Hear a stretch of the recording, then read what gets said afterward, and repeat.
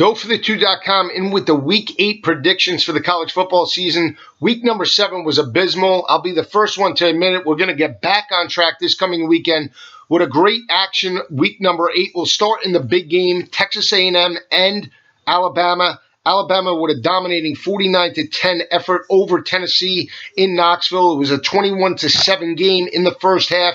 In the second half, though, Jalen Hurts in that offense pulled away for a dynamic victory on the road. They now come back home to face 6th-ranked Texas A&M. If you followed me, I've been saying it all year. I said it in June. Texas A&M is the best team in the SEC West. I'm not backing down now. I think they're dynamic, and I think the difference maker is quarterback Trevor Knight. I know he's only completing 52% of his passes, but his mobility in the running game, to me, is what is the difference in this matchup. You look at Texas A&M overall defensively, very solid. They're only allowing and holding opposing offenses to 31% conversions on third down. I think they can force some key situations on Jalen Hurts, and more importantly, I expect the wide receiver core of Texas A&M to really step up front and center stage and really attack Eddie Jackson in that secondary in this matchup.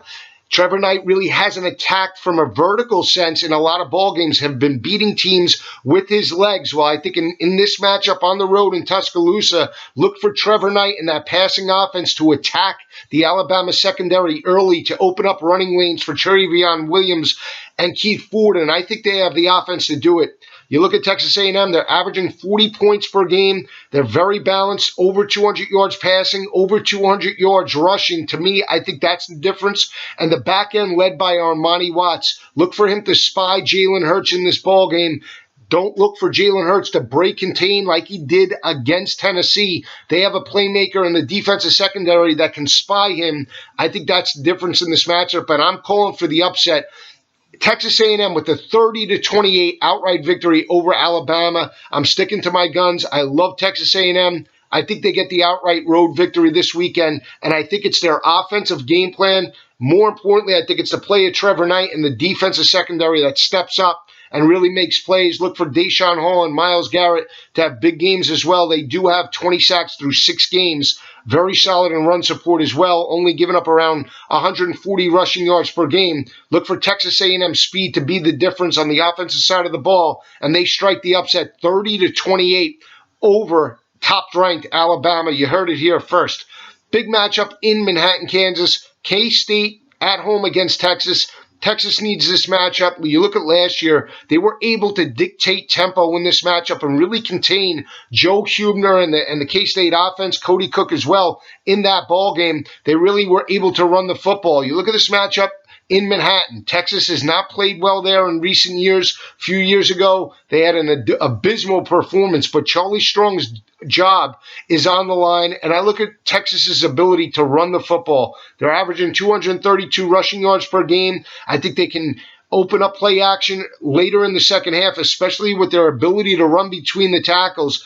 And you look at Texas's defense, very, very weak this year. The way you beat Texas is over the top. They're giving up 272 passing yards to opposing offenses. But you look at K-State's offense, they're methodical. They like to work off of play action, and they're only averaging 161 passing yards per game. That's not the type of offensive game plan that gives Texas problems, and that's why I like the Longhorns on the road to get the road victory. Think it'll be close early, but in the second half, Texas pulls away for a 10-point victory. Think it's high scoring. Look for a 34-24 Longhorn victory on the road in Manhattan. Texas and Charlie Strong move on to 2 straight wins. They had a convincing home win in the second half against Iowa State. Pulled that game out.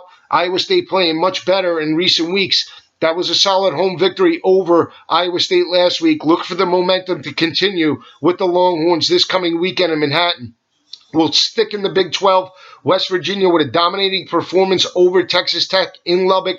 They really shut down Patrick Mahomes in the red zone. Very impressed with West Virginia's defense inside the 20. They held field goals, did not give up touchdowns, and Russell Shell and that offensive line played very well between the tackles. They now come back home. You look at this matchup last year, TCU and Trevon Boykin dominated this game 40-10.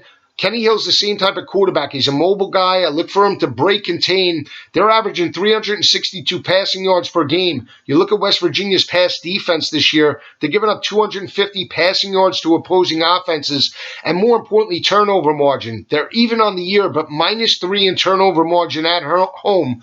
I look for TCU coming off the bye week with a solid game plan by Gary Patterson. I like Gary Patterson as a head coach, and these games have been traditionally very close. I think this game is high scoring too. 37-30. TCU gets the road victory over West Virginia, knocks out the Mountaineers from being undefeated. Think it's a close game, but the difference is Kenny Hill on the perimeter. Think that's the difference in this battle. We'll stick to the SEC now. Arkansas and Auburn, very intriguing battle. Arkansas coming off a 34-30 victory over Ole Miss.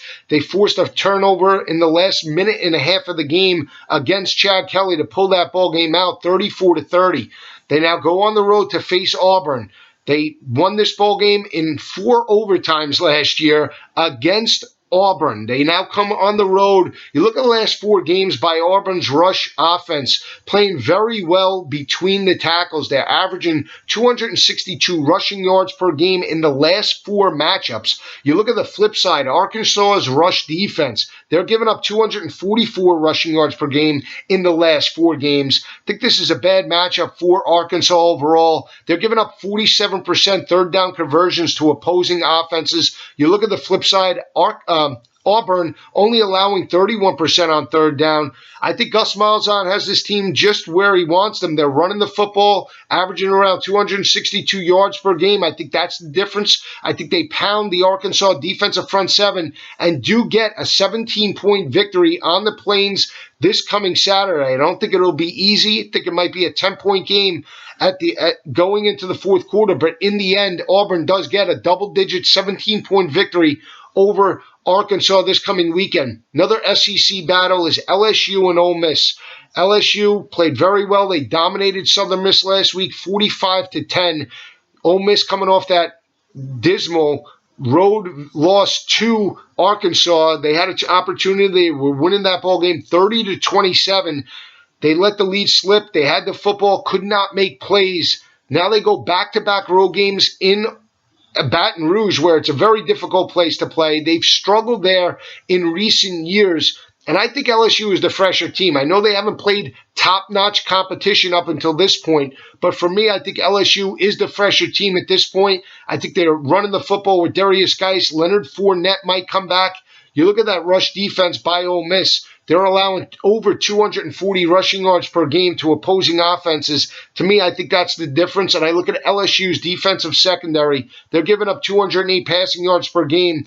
I expect Danny Etling to challenge the secondary this weekend. I look for him to work off a play action. Look for a shootout. I expect a high-scoring game, but I do expect LSU to pull out the victory. I think it's high-scoring. I think it's in the 40s. LSU 42.